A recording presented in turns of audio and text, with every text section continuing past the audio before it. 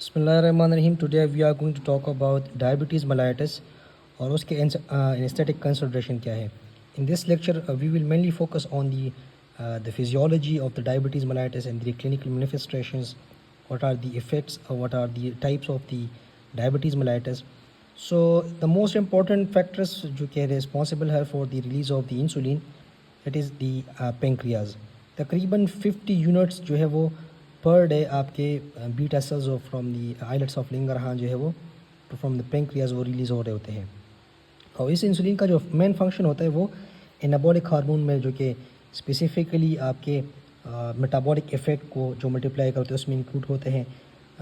Facilitating जो है glucose आपकी entering into the world cells, उसमें पोटाशियम एंट्री की है, उसमें आपकी एडिपोज जो है वो और जो मतलब एडिपोज टिश्यूज़ में पोटाशियम और जो मसल सेल्स में उनमें एंड इंक्रीज इन जो है वो glycogen protein and free fatty acid synthesis इनके स्पेसिफिक फंक्शन और भी बहुत सारे हैं. जो मेजॉरिटी जो क्लिनिकल मैनिफेस्टेशंस है डायबिटीज मेलाइटिस की वो क्यों आ जाता है, वो इन वजह से होगा जब आपके कार्बोहाइड्रेट जो उसकी इम्पेयर्ड मेटाबॉलिज्म की वजह से होगी. और वो impaired metabolism of the carbohydrate because of the या तो वो एब्सोल्यूट या रिलेटिव इंसुलिन डिफिशिएंसी की वजह से है, या उसकी रिस्पांस रिलेटिव या absolute deficiency of the insulin की वजह से, या उसकी रिस्पांस जो है वो एब्सोल्यूट या रिलेटिव जो है वो कम हो, which can lead to hyperglycaemia. सही. सो या तो है वो हाइपरग्लाइसीमिया हो या ग्लाइसूरिया हो, यूरिन में आपका यूरिन ग्लूकोज जो है वो ज़्यादा होता है. नॉर्मली वो नहीं होता.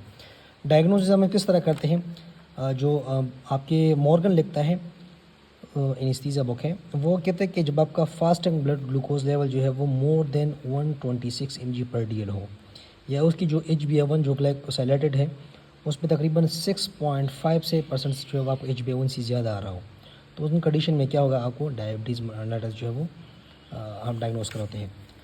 तो टाइप्स जो है वो 1 है type 1, type 2 and gestational diabetes. Type 1 जिसका हम जिवलिन कहते हैं उस क्यों होगा, उसमें एब्सोल्यूट इंसुलिन डिफिशिएंसी होगी, उसकी जो काज है वो आइडियोपैथिक होगी या इम्यून मीडिएटेड होगा. सही है. दूसरा जो टाइप 2 है उसमें मेजॉरिटी हम कहते हैं कि ये लेट एडल्टहुड या एडल्टहुड में आ जाता है, but this is possible in childhood as well. Childhood या एडल्टहुड में because of the secondary to insulin resistance की वजह से हो, या वो रेजिस्टेंस एब्सोल्यूट हो या रिलेटिव हो, और या इंसुलिन की इनसेंसिटिविटी हो, या मतलब इंसुलिन की जो रेजिस्टेंस करें या इसकी जो इनसेंसिटिविटी हो और रिलेटिव टू द, तो उसकी वजह से डायबिटीज़ मेलाइटिस टाइप 2 होगा जो कि लेट एज में होता है. गेस्टेशनल डायबिटीज़ जो है वो स्पेसिफिकली कॉमन है प्रेगनेंसी में. बास कंडीशन में ये होता है कि वो प्रेगनेंसी टर्मिनेट होने के बाद भी वो कंटिन्यूस हो जाता है. बास कंडीशन में जैसे प्रेगनेंसी टर्मिनेट होती है तो गेस्टेशनल डायबिटीज जो है वो भी गायब हो जाता है, बट बास कंडीशन में वो आफ्टर प्रेगनेंसी बाद भी जो है वो कंटिन्यू होता है. अब जो आपके मॉर्गन लिखता है फॉर दी डायबिटीज़ मेलाइटिस की जो मैनिफेस्टेशन है, जो मैनेजमेंट्स हैं, वो स्पेसिफिकली फोकस कराते हैं डायबिटीज़ कीटो एसिडोसिस पे. फॉर टाइप 1 डायबिटीज़ में ये ज़्यादा कॉमन है. टाइप 2 में जो है वो उसकी जो मैनेजमेंट है वो ईजी है, तो मॉर्गन उस चीज़ पे ज़्यादा फोकस नहीं करता. आल दो उसके लिए थोड़े से वो उसकी मैनेजमेंट और ट्रीटमेंट लिखी हुई, बट मेजॉरिटी स्पेस जो फोकस करते हैं वो टाइप 1 पे जो है वो फोकस करते हैं, जिसमें DKA पॉसिबल है. DKA क्या है, डायबिटिक कीटो एसिडोसिस. ये क्यों होगा, जब वहाँ पे इंसुलिन की जो अमाउंट है या जो रेजिस्टेंस है वो इंक्रीज़ हो, या तो एब्सोल्यूट डिफिशिएंसी हो, तो उनकी वजह से क्या होगा, आपके जो बॉडीज़ है वहाँ पे जो कार्बोहाइड्रेट्स है उन जो है वो ग्लूकोज नहीं बनेगी, और अदर प्रोडक्ट्स जो है अदर कार्बोहाइड्रेट जो नहीं है, जो नॉन कार्बोहाइड्रेटिक प्रोडक्ट्स हैं उनसे जो है वो क्या बनेगी, ग्लूकोज बनेगी. और स्किन प्रोडक्ट जो है वो क्या होगी, वो कीटोन बॉडी. उन कीटोन बॉडी की वजह से क्या होगा, वो एसिडोसिस का काज होगा. तो इस वजह से वी कॉल इट. अब ये क्यों किस वजह से है, because of the diabetes we call diabetic ketoacidosis. Diabetic ketoacidosis क्या है, दोबारा मैं बताता हूँ. जब इंसुलिन की डिफिशिएंसी हो, जिसकी वजह से क्या होगा कि जो नॉन कार्बोहाइड्रेटेड सब्सटेंस है लाइक फ्री फैटी एसिड, उनसे क्या होगा, उनसे ग्लूकोज बनना शुरू हो जाती है, जिनकी वजह से जो इन प्रोडक्ट है वो क्या होगा, कीटोन होगा.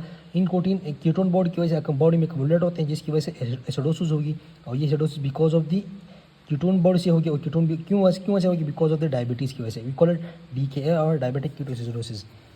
ये टाइप 1 जो है उसमें कॉमन है। कॉम्प्लिकेशंस की क्या हो सकती है, वो किडनी न्यूरोपैथी है, रेटिनोपैथी है या रेटिनोपैथी है, उसमें एथेरोस्क्लेरोटिक प्लेक बन सकते हैं जिसकी वजह से हाइपरटेंशन बन सकते हैं, कोरोनरी आर्टरी डिजीज़ है, सेरेब्रल वास्कुलर डिजीज़ है, ऑटोनॉमिक न्यूरोपैथीज़ हैं, इन कंडीशन में। अच्छा, जो लाइफ थ्रेटनिंग कंडीशंस है उसमें डीके, उसमें क्या है, एक तो ये है कि टाइप 1 में एक डीके हो, दूसरा जो है वो क्या है, hyper osmolar non ketotic coma. इस पे मैं ज़्यादा फोकस करूँगा जाके, इन पे मैं फोकस करूँगा, इन पे मैं फोकस करूँगा। और लास्ट पे ये जो हाइपोग्लाइसीमिया, हर एक को मैं जो है यूजुअली एक्सप्लेन करूँगा। ये 3-4 चीज़ और साथ में अगर सेप्सिस हो तो फिर ट्रीटमेंट फॉर दी डीके और डायबिटिक पेशेंट के लिए वो थोड़ा सा मुश्किल हो जाता है।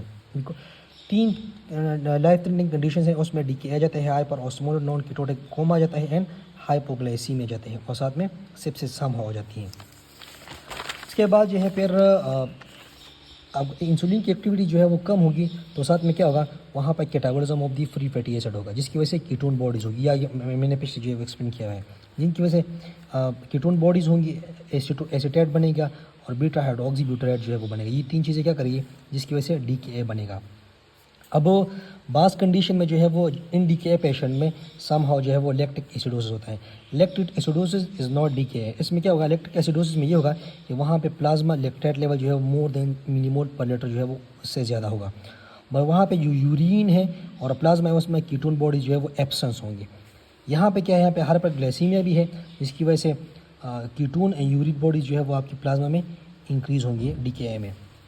अल्कोहलिक कीटोएसिडोसिस क्या है, अल्कोहलिक कीटोएसिडोसिस उन पेशेंट में होगा जिनमें जो है वो हैवी अल्कोहल कंजम्पशन वो लोग करते हैं जो कि नॉन डायबिटिक के, जिसकी नॉन डायबिटिक पेशेंट जो कि हाईवी अल्कोहल कंजम्पशन करते हैं, जिसकी वजह से क्या है समहाउ उनकी जो ब्लड ग्लूकोज लेवल है वो नॉर्मल होगी या वो स्लाइटली रेज होगी।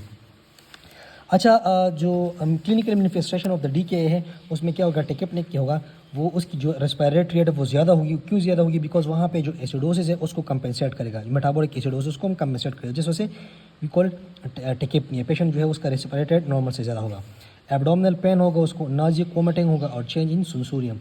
इन कंडीशन में उसकी जो सीनस स्टेटस है वो चेंज होगा। अच्छा, ट्रीटमेंट क्या है, ट्रीटमेंट ऑफ द डीके उसमें जो है वो हम 3 चीज़ें करते हैं। एक तो ये कि हाइपो वॉल्यूम को करेक्ट करते हैं, हाइपरग्लाइसीमिया को करेक्ट करते हैं और टोटल बॉडी जो पोटाशियम है उसको डेफिसिट है उसको ट्रीट करते हैं। फर्स्ट हम क्या करेंगे, आइसोटोनिक फ्लूइड नॉर्मल सेलन जो 0.9% है उसको हम क्या करेंगे, वो इन्फ्यूज़ करेंगे और साथ में पोटाशियम को जो है वो स्टार्ट करेंगे। आगे मैं बता देता हूँ आपको एनेस्थेटिक कंसल्टेशन में, और इंसुलिन इन्फ्यूजन स्टार्ट कर लेते हैं। दूसरा ये कि इंसुलिन जो है वो हम किस तरह करते हैं, ग्लूकोज लेवल जो है जब आपका तकरीबन 75 से लेकर 100 mg पर DL जो है वो आपका कम हो, ये हमारा रिक्वायर्ड है, और या जो है वो 10% ऑफ दी पर हावर जो है वो डिक्रीज़ हो, तो हम क्या करते हैं, तो फिर इंसुलिन जो है वो स्टार्ट कर देते हैं। किस तरह स्टार्ट कर देते हैं, 0.1 यूनिट पर kg पर हावर जो है वो हम लगाते हैं इन्फ्यूजन में। अगर स्टिल आपका ग्लूकोज लेवल जो है वो कम नहीं हो रहा तो आप जो है वो 2.2 पे लगा सकते हैं, 0.3 पे लगा सकते हैं। सही है। ग्लूकोज क्या करता है, जैसे ही आप जो इंसुलिन जो है वो अंदर जाता है ग्लूकोज को, तो साथ में पोटाशियम लेवल भी जो है सेल के अंदर चला जाता है, जिसकी वजह से जो प्लाज्मा में पोटाशियम लेवल है वो एब्रप्टली डिक्रीज हो जाता है, जिसकी वजह से क्या होगा, हाइपोकैलीमिया होगा। हम तो क्या करते हैं, एग्रेसिवली हम पोटाशियम को रिप्लेस करते हैं, जिसकी वजह से हाइपरकैलीमिया होते हैं, जिसकी वजह से एरिथमिया होती है और कार्डियक अरेस्ट हो सकता है। फ्लूइड हम किस तरह करेंगे, तकरीबन 1 to 2 लीटर जो है वो पर 1 to 2 लीटर जो है फर्स्ट हावर में देंगे। उसके बाद जो है वो 200 ml से लेके 500 ml पर हावर जो है वो स्टार्ट करेंगे। और जो ग्लूकोज लेवल है वो हम जो है वो कितना करेंगे, जैसे ही आपका ग्लूकोज लेवल 250 mg पर DL से कम हो या उस तक पहुंच जाए तो स्टार्ट में हम जो है वो 5% डेक्स्ट्रोज वाटर को जो है वो स्टार्ट कर लेते हैं। सही है। अच्छा, पेशेंट को जो मोनिटर करते हैं वो है आपके लिए यूरिन आउटपुट। उन पेशेंट को जब हम ट्रीट करते हो हमने यूरिन आउटपुट को मॉनिटर करना होता है for the patient of the DK treatment के लिए। साथ में जो है वो बाइकार्ब को जो है वो हम रेयरली करेक्ट करते हैं, because for the severe acidosis हो तो उन कंडीशन में जो है वो उसका जो है वो अगर हमारा एसिडोसिस जो है वो 7.1 से कम हो तो उन कंडीशन में हम जो है वो बाइकार्ब जो है वो इन्फ्यूज़ कर होते हैं। बट यूजुअली हम वॉल्यूम एक्सपेंशन से या जो है वो प्लाज्मा ग्लूकोज लेवल कलेक्शन से आपका एसिडोसिस जो है वो करेक्ट हो जाता है। अच्छा, इन hyper osmolar non ketotic coma में जो है वो क्या है, जो कीटो एसिडोसिस है, ये एक फीचर नहीं है hyper osmolar non ketotic coma का, बिकॉज उसमें क्या है कि इन कंडीशन में समहाउ इंसुलिन लेवल जो है वो इंसुलिन हो जाते हैं ताकि वो उस कीटोन बॉडीज़ को बनाने से वो प्रिवेंट करें। बट यहाँ पे एब्सोल्यूट लेवल जो है वो आपकी इंसुलिन जो है वो कम होगी। सही, यहाँ पे समहाउ इंसुलिन लेवल जो है वो होगी, यहाँ पे नहीं होगी। यहाँ पे कीटोन बॉडी इसलिए बनते हैं, यहाँ पे कीटोन बॉडीज जो इसलिए नहीं बने बिकॉज यहाँ पे इंसुलिन है ताकि वो प्रिवेंट करते हैं नॉन कीटोटिक कोमा को, कीटोन बॉडीज़ को प्रोडक्शन में। अच्छा, सो हाइपर ग्लाइसीमिया जो है वो क्या करते हैं, इंड्यूस डायरोसिस की वजह से क्या होगा, वहाँ पे डिहाइड्रेशन होगी। और जो हाइपर ऑस्मोलिटी है, अब सिवियर डिहाइड्रेशन की वजह से क्या होगी, हाइपर ऑस्मोलिटी, उसकी वजह से क्या होगी, आपकी रीनल फेलियर होगा, आपकी वजह से उसकी लैक्टिक एसिडोसिस होगी और समहाउ थ्रोम्बोसिस जो क्लॉट बनेगा। अब अगर ये डिहाइड्रेशन इतना सीवियर हो गया, उसकी वजह से हाइपर ऑस्मोलिटी इतना ज़्यादा होगी कि वहाँ पे वो तकरीबन 360 तक पहुँच गया। सही है, नॉर्मली तकरीबन 270 से लेके 290 तक है। अब यहाँ पे ऑस्मोलिटी प्लाज्मा की वो तकरीबन 360 है, जिसकी वजह से जो न्यूरॉन है वो डिहाइड्रेट होंगे। न्यूरॉन डिहाइड्रेटिंग की वजह से क्या होगा, वहाँ पे आपका सेंसोरियम लेवल जो है वो चेंज होगा, आपका सीनस जो स्टेटस है वो चेंज होगा, जिसकी वजह से सीजर्स आएंगे according to the Morgan. Severe hyperglycaemia की वजह से क्या है कि वहाँ पे हाइपोन्यूट्रीमिया होगा। क्या होगा, हाइपोन्यूट्रीमिया होगा। तकरीबन 100 mg/dl प्लाज्मा ग्लूकोज जो है वो क्या करते हैं, आपके जो कंसनट्रेशन ऑफ द पोटाशियम है वो कितना कम कराते हैं, तकरीबन 1.6 मिली लिक्विड पर लीटर जो है वो डिक्रीज़ कराता है। अच्छा, ट्रीटमेंट इंक्लूड जो है उसमें क्या करते हैं आप, नॉर्मल सलाइन देते हैं, साथ में जो है वो इंसुलिन देते हैं और पोटाशियम देते हैं। अगर हाइपोग्लाइसीमिया है, ये अब सेकंड पे आ जाते हैं, सेकंड ट्रीटमेंट। हाइपोग्लाइसीमिक से किन किन किन कंडीशन में जो है पॉसिबल है, जब आप एक्सरसाइज से ज़्यादा करते हैं, या जो है वहाँ पे कार्बोहाइड्रेट इंटेक नहीं लेते, या वहाँ पे इंसुलिन एक्टिविटी ज़्यादा होती है। इन 3 कंडीशन में क्या होगा, हाइपोग्लाइसीमिया होगा।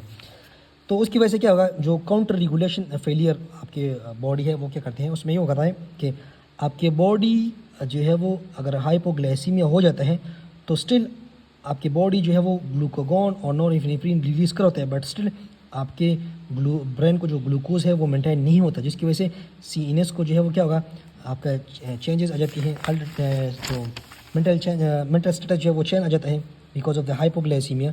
इसकी वजह से एंजाइटी होती है, लाइट हेडेक होगा, कन्फ्यूजन होगा, कन्वल्जन होगी, उसके बाद कोमा होगा। सिस्टेमिक मैनिफेस्टेशन क्या है उसमें हाइपोग्लाइसीमिया की, डायपोरेसिस होगा, नर्वसनेस होगा और टेकिकार्डिया होगा। ये सारे इफेक्ट जो है वो अंडर जनरल एनेस्थीसिया वो तो मास्क होते हैं, वो हमें पता ही नहीं चलते। अब अगर हमें मॉर्गन लिखते हैं कि हाइपोग्लाइसीमिया की जो डेफिनेशन है वो लिखते हैं कि तकरीबन लेस देन 50 मिलीग्राम पर DL जो है वो आपका प्लाज्मा ग्लूकोज लेवल हो, तो हम उसको हाइपोग्लाइसीमिया कंसिडर करेंगे। इंट्राऑपरेटिव ट्रीटमेंट में हम क्या करते हैं, तकरीबन 50% ऑफ द ग्लूकोज IV हम देंगे, और each ml of 50% of the glucose, अगर 70 kg पेशेंट हो उसको हम इन्फ्यूज़ करें तो वो क्या करेगा, वो आपकी ग्लूकोज लेवल को 2 mg/dl जो है वो रेस करेगा। सही, अगर 250 है उसका, अगर फॉर एग्जांपल 150 है, तो every 1 ml of the 50% of the glucose जो जा रहा होता है उसको, तो तकरीबन 2 mg को तो 1 पे 152 होगा, जैसे 2 ml जाएगा तो 154 होगा। इस तरह इंक्रीज़ करते हैं। अवेक पेशेंट में आप क्या करेंगे, अवेक पेशेंट में आप ओरल फ्लूइड देंगे या ऐसी चीज़ या बिस्किट देंगे जो कि ग्लूकोज कंटेनिंग प्रोडक्ट्स हो। ये फर्स्ट सेक्शन था। सेकंड सेक्शन में हम जो है वो पढ़ेंगे आपके जो एनेस्थेटिक कंसिडरेशन है, ये हम पढ़ेंगे। यहाँ से मैंने पढ़ाया हुआ है मॉर्गन से, यहाँ से मैंने पढ़ाया हुआ है इन होल चीज़ों को, ये सारा कुछ यहाँ पे यहाँ तक मैंने पढ़ाया हुआ है इसको। सही है, यहाँ से आप स्टार्ट करेंगे यहाँ तक। सही है, so if you have any question you can ask me in the comment. Thank you so much.